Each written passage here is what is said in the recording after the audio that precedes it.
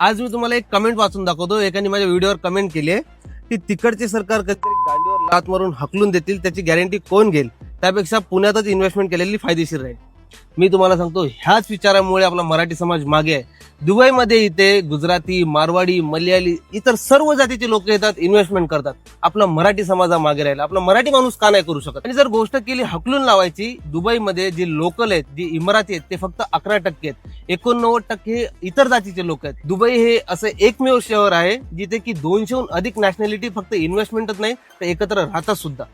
दुसऱ्या साईडला मला तुम्हाला हे सांगायचं आहे की अशी कमेंट करण्याआधी तुम्ही हा विचार करा की तिकडचं शहर चालतं कसं, दुबई हे शहर चालतं कसं, दुबईच्या गव्हर्नमेंटचं विजन काय, गेल्या 20 वर्षात त्यांनी काय डेव्हलपमेंट केले. ज्या शहराला आपण रेगिस्तान बोलतो, ज्या शहराला आपण वाळवंटाचं शहर बोलतो, त्या शहरात आज पूर्ण जगभरातून लोक फिरायला येतात, बघायला येतात. का? तिथली लाईफस्टाईलमुळे, तिथल्या सेफ्टीमुळे, तिथल्या बिझनेस फ्रेंडली एन्व्हायरमेंटमुळे. तर माझं तुम्हाला हेच म्हणणं आहे की तुम्ही अशी कमेंट किंवा असा विचार करण्याआधी तुम्ही हे विचार करा की मिलियनर्स बिलियनर्स इथे का शिफ्ट होतात, सर्वजण इथे का इन्व्हेस्टमेंट करतात, आपण का नाही करू शकतो, आपला मराठी माणूस का नाही करू शकतो. मी तर हे ठरवलं की आपल्या मराठी माणसाला मी दुबई रिअल इस्टेटमध्ये आणूनच राहणार. दुबईमध्ये सुद्धा आपली मराठीची एक कम्युनिटी असणार. तर ह्या विचारासोबत तुम्ही माझ्यासोबत आहेत की नाही हे मला तुम्ही कळवा.